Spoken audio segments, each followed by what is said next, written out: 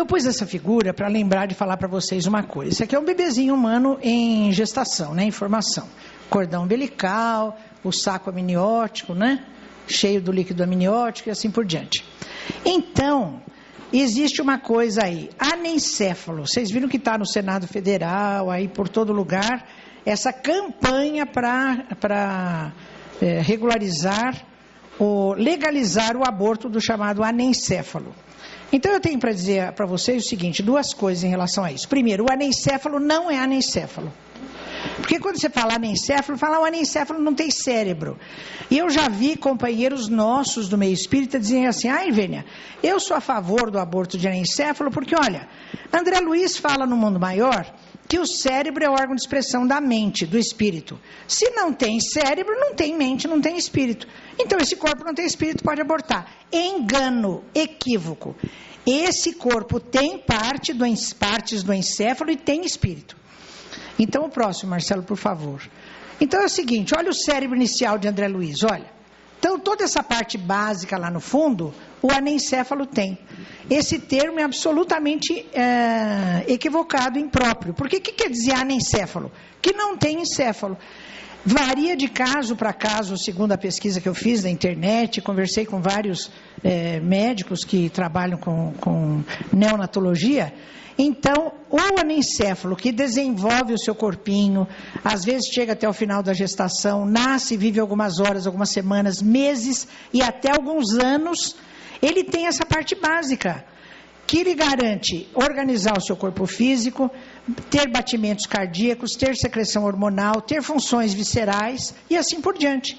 E ainda tem mais, tem um autor em neurociência que criou uma hipótese, e a gente conhece essa hipótese como sistema centroencefálico.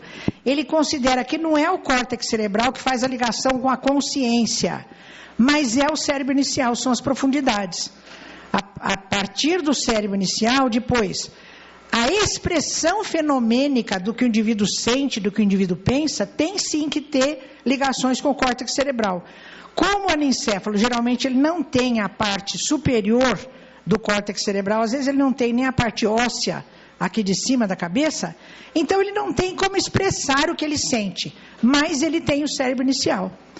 E para o corpinho dele ter se desenvolvido e ter todas essas funções, necessariamente tem o espírito. Tem uma pergunta no Livro dos Espíritos, eu não me lembro de cabeça.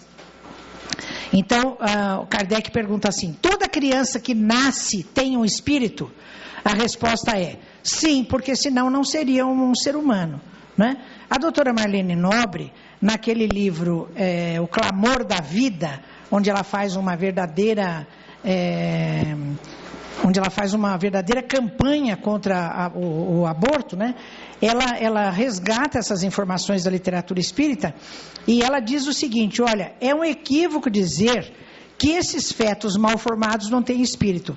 O próprio Livro dos Espíritos diz que há casos de gestação em que não existe a presença do espírito reencarnante, mas são casos em que se forma um aglomerado amorfo de células. Não tem a organização de um bebezinho humano, não tem bracinho, não tem cabeça, não tem corpinho humano. Porque a organização, ela precisa do comando do espírito. Então, o anencéfalo, ele tem partes do cérebro, às vezes, grandes partes, ele às vezes não tem só algumas porções, né, lá de cima.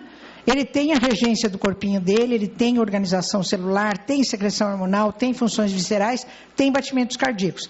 No Medinesp, onde eu tratei desse tema, agora há poucos dias, durante a mesa, depois de debates, 2 médicas pediatras me mandaram um bilhetinho.